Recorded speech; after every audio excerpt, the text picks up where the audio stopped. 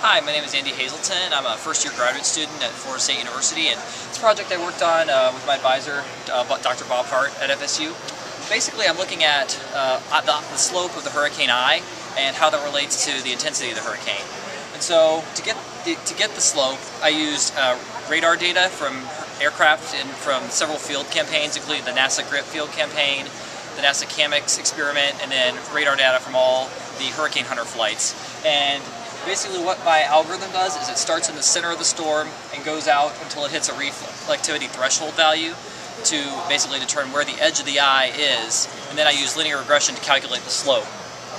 And then over here I kind of show the relationship between slope and intensity, showing how the slope basically becomes more upright in storms with higher pressure, and the slope is more upright in storms that have lower pressure, and that's for on overall looking at all the storms combined.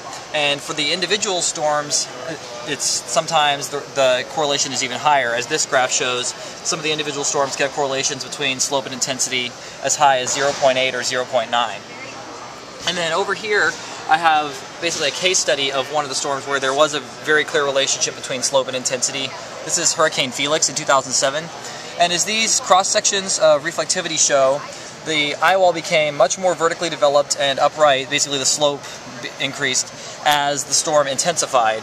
And you can see that intensification here in these satellite images for about 24-hour period, showing how the storm went from basically a tropical storm to a very intense Category 5 hurricane.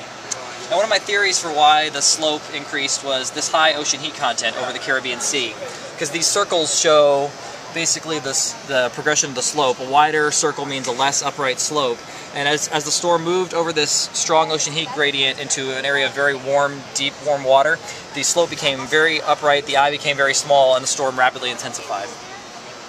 And so I want to continue to look at this case study and several others to see what kind of relationship there is between slope and intensity, and whether we can maybe use that to help us forecast short-term changes in hurricane structure and plug it into the models to kind of answer that hurricane intensity question that is still giving researchers a lot of work. So it's a fascinating work, and I'm really enjoying it. Thanks.